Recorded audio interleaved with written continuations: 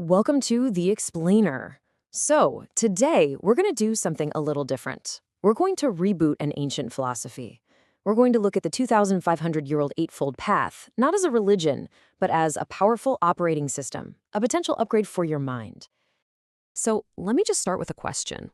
What if I told you that a system designed over 2.5 millennia ago could actually hold the patch for the bugs in our modern mental software? Things like chronic stress, constant distraction, and that nagging feeling that something's just not quite right. All right, let's get right into it. To really understand what this upgrade does, we first have to know what we're trying to fix, right? We need to identify that core bug in the human operating system. And that core bug, well, it has a name, dukkha. Now, don't think of this like a catastrophic system crash. It's much more subtle. It's like background malware, that constant low-level hum of not quite right that just drains our mental resources through stress, friction, and a general feeling of instability. So what's the fix? What's the software patch for this bug? It's the Noble Eightfold Path. And for our purposes today, we're not going to frame it as a religion, but as what one academic paper calls a rigorously engineered technology of liberation, a system that was literally designed to debug dukkha. So how is this mental technology actually structured? I mean, what does it look like under the hood? Well, it's not just some random list of rules. It's a completely integrated system with 3 core layers that all support and strengthen each other, as you're about to see. Okay, here's the system's architecture. First, you've got sīla. That's our ethical conduct.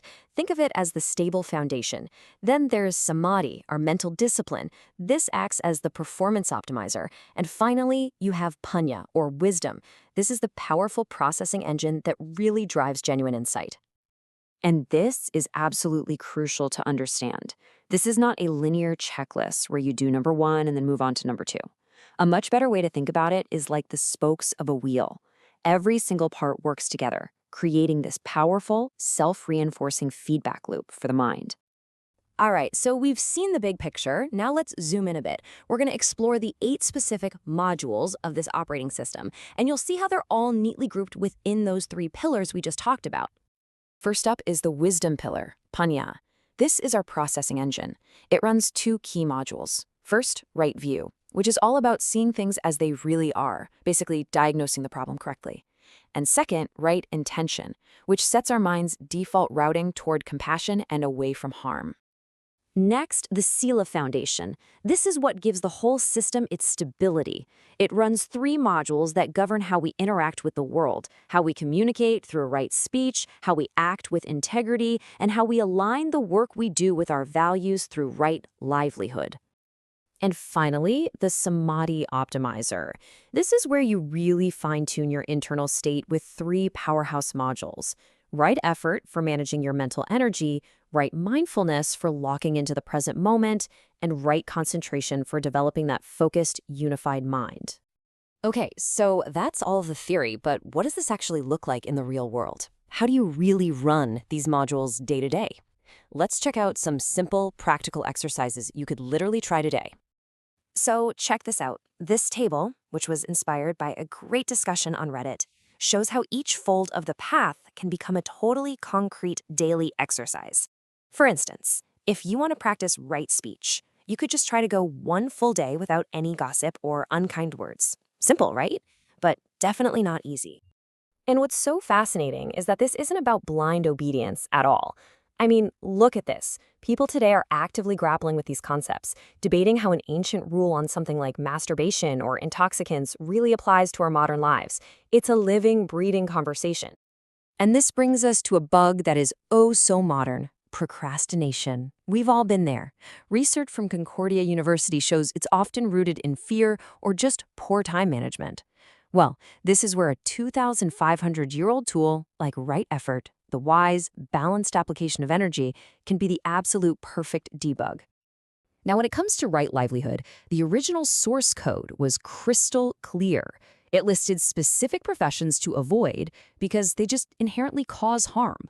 We're talking about things like dealing in weapons, trafficking, or selling poisons.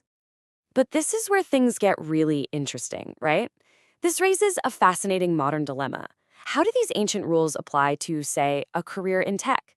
As one programmer on Reddit asked, If his job is creating distracting apps, is he basically creating a modern form of intoxicant? It's a real and complex question that people are facing today. So after you install this upgrade, how do you even measure its success? Well, it's not about achieving some kind of mystical state. It's actually about seeing pragmatic, observable changes in your day-to-day life.